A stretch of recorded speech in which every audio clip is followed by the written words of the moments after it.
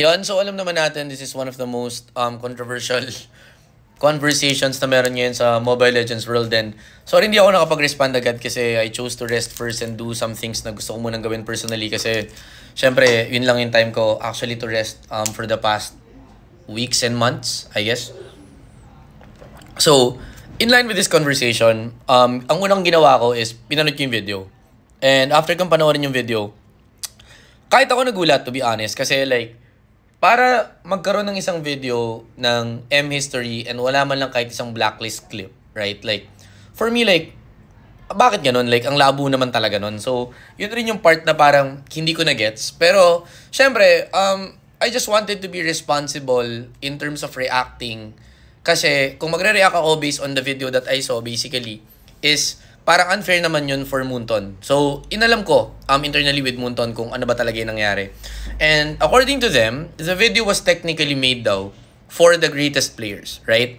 For the greatest players in particular, they gave us actually a heads up na hindi talaga nila i-involve yung VYs because of the promotional activities that they're doing with the brands na they're not comfortable with. I'm not gonna mention it in particular. Pero, yun nga. And basically, yun yung naging usapan with that. And we respected it because that was their decision, right? So, basically, moving forward, gets na yun na heads up namin yung VYs, alam na rin nila, diba?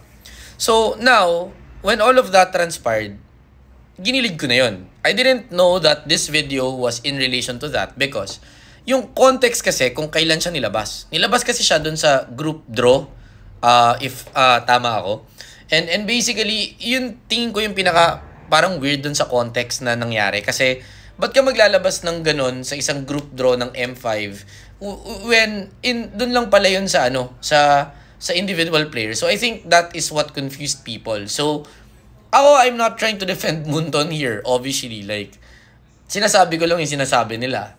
Pero para sa akin, for one, if that's the video for the greatest players, then probably that's something I can understand.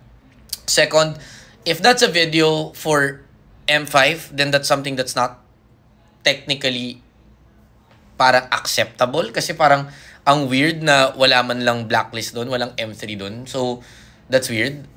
Pero sabi naman nila sa akin is, one, it's not for that.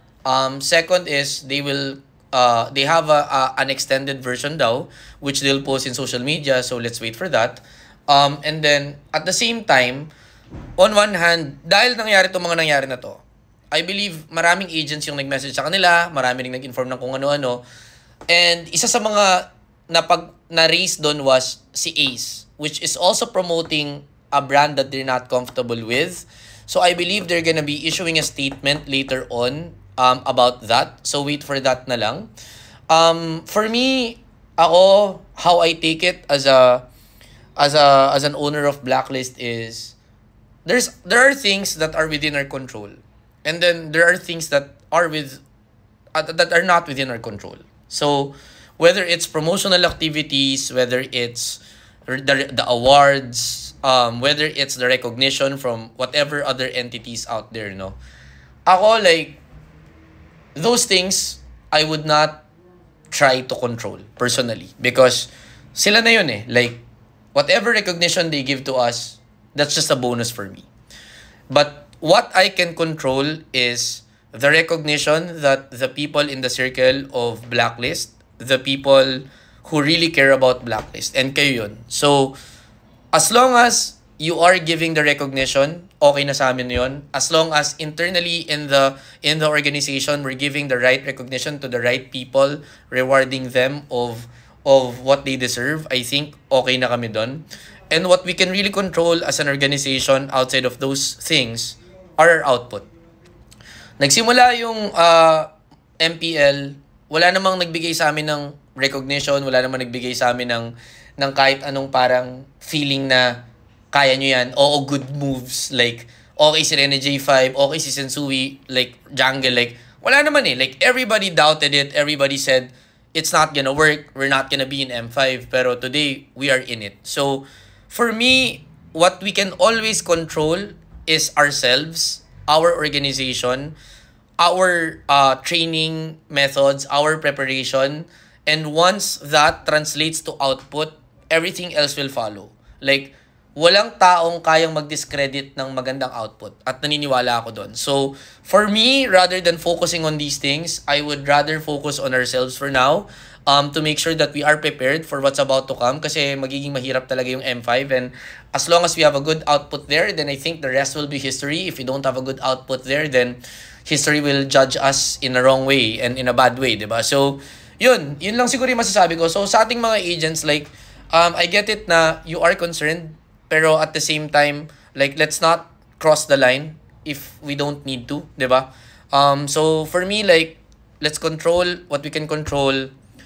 Send us the feedback that we need so that we can react on it. So, the feedback that you sent, sinabi ko na kay Munton, hopefully, like, they adjust the things that they need to adjust. And from there, like, let's stay classy and show them that, you know, like, we're here to send you out those feedbacks.